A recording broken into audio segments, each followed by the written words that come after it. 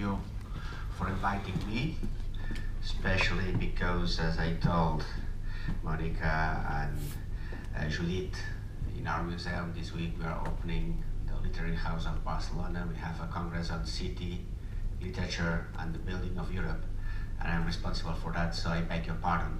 I'm just there. I came a little bit late. I'll have to go after. I hope that perhaps we will meet again in the dinner, if I can. So, I beg your pardon first. And second, I said to Monica that what I would explain is perhaps a little bit on the other side.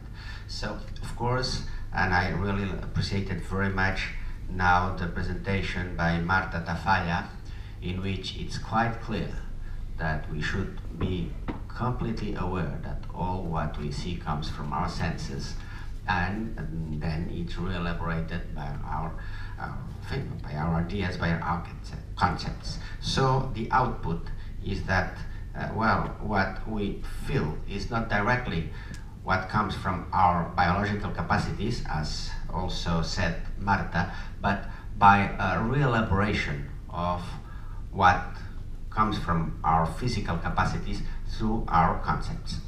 And that's the field in which we work from the City Museum of Barcelona, considering that we have to really try to keep people aware, to make people aware of their perceptions, to decode their perceptions and then to recode them with new and fresh concepts, so that even perceptions change. As you know, the way in which you organize the site, how we split reality, or what we hear, or what we smell, is completely different following what we know about reality surrounding us. So from that approach, I think that I will turn to what Monica said before about the Raval. For example, that mythical perception of that inhabitant. Prior that was a village, we know each other, and so on. That has been a place of migrants since 19th century. People has always been changing in Raval. It has always been a place completely renewed periodically. So, well, to decode that myth. Second, the three approaches we had. The red light district, the idea of barrio chino, comes completely from literature. It was first set in 1926, following the idea of the Chinese Quarter in San Francisco as an, so to say, an exotic part of the city. And then many writers came there, Jean Genet, but many others. So the barrio chino, which was in reality, well, the prostitution and the leisure, so to say, quarter near the port, where also the bourgeoisie came, at the beginning at least, is a creation as a concept by literature. Then came another perception from history, from the architects, from the Gattepac, the rationalist architects in the 1930s, which was based in the idea of Fifth District, which was the administrative name of the area. That was the Fifth District of Barcelona. So we have already two, Barri Chinès, or Chino, Barri Chino, in Catalan we say Barri Chino, Fifth District, and then there is another one, Raval. Raval is the medieval name, which was taken by social and urban movements to avoid both the idea of Fifth District as a district in distress in the past, and Barri Chino as, so to say, a red light district. And they took a medieval category to say, look, we have to re-enhance that quarter, we have to change that, we have to renew urban policy. So, after all that was created through different categories, which came from different fields of knowledge. And here comes what we try to do from the City History Museum as an institution in building a more clear perception of what is going on, which after all, we change the ways in which we perceive the city. After all, what is here at stake is a non-technocratical and non-marketing approach to the city. Well, the first question is why city history museums are now really key institutions. Because, well, after so many failures of states, of big companies, of other ways of organizing social life in building Europe, we should perhaps turn to the cities. The big cities, the network of big cities especially, and cities in general, is perhaps the best frame to reframe Europe. And there comes that from a museum, of course, there is something which is quite important. It's not only to put history in places, or in heritage, or in objects. It's much more important to do the reverse, to put places, objects, heritage in history, so that you can enhance the meaning not only of the object itself, but also the place of that object, of that portrait, of that landscape or environment in the whole. And there comes also an important thing from the urban history perspective. You put also the different quarters, different communities inside the big city. That means that already in the at the urban level, you begin to enhance a comparative point of view.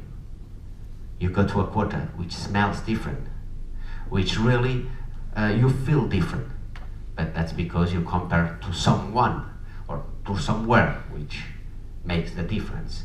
And then also, if you take the city as a whole, that allows you to compare with other cities, I beg your pardon. So that when you are a tourist, you are not anymore a tourist. You are a citizen which compares the city which is visited with our own city. So that comparative mechanism, which means that you take the big city as a whole, as the historical subject, means that you go down and you place every place in the whole, and you go up to other cities and you can compare. So city museums are good places as mirrors of a city. A mirror never tells you anything at all. A mirror really makes you think. You have to decode what the sight shows of you. So a mirror is a set of questions. The mirror is asking you what I'm seeing there. And also a door, a gate. The city museum must be the gate to the city, to other people coming, so that they have the keys very flexible, very open, so that they can put what they see, the new reality, in the frame of their own experience of their own city. To do that, it means that we really have to enhance new knowledge about the cities. So museums cannot be anymore places of curating of heritage. They must be places of research in narratives. If we really are research centers and also places of heritage, if we dissolve the barrier between innovation and diffusion, between research and people attending our activities, something new will arise, especially because there is not anymore the great divide between producers and consumers. You create a frame in which things are rethought, re-elaborated from the museum. And well, in that way, for example, it's also very important to work in multiple formats. You have that the museum itself is an agora. It's a place of intensive meaning. You collect, you bring there many things to have a place of intensive meaning in public space. But then you have something very important, is how you organize your view about the whole city, the city as a whole. And in that case, you also have to rethink not only what you tell, but the way you tell it. That's why, for example, we try to work and to re-enhance new proposals in 4 fields, of course. The city narratives, the historical urban perspective, but then also how to deal with heritage in environment. Because after all, the difference between heritage and environment is that you have some singular elements which organize your perception. But you have to give people the capacity to be able even to go to the big housing, so to say, awful housing states in the periphery and to give them meaning. If you make all parts of the city meaningful, if you really have the possibility to go all around the city, the romantic view of mountain trekking imported to the city, the urban trekking, the capacity of having different quarters, the capacity of incorporating banality and decoding that banality, and to show, look, there are many interesting things in that quarter. Perhaps you don't have single emanations, but you have people, you have smells, you have bars, you have other ways of looking at reality. That's interesting, because that's really meaningful. So we have a master in dealing with heritage and urban environment through landscape, but in a wide conception of landscape. Second, you have to tell the city in the form in which you can tell it. As Michel de Certeau says, the city has its own grammar of perception. A tour is not a kind of mediated knowledge in which you have a person who says, oh, that's that. No. A tour is a kind of theater, of piece of theater, in which you are really creating a point of view. So the rhythms, forms of showing the city are, so to say, revolutionary, because you really change perception in a practical way. But that must have the good form, as in an opera, everything is organized. And it's difficult, because the city is not a thematic park. So it's not organized just there to be seen.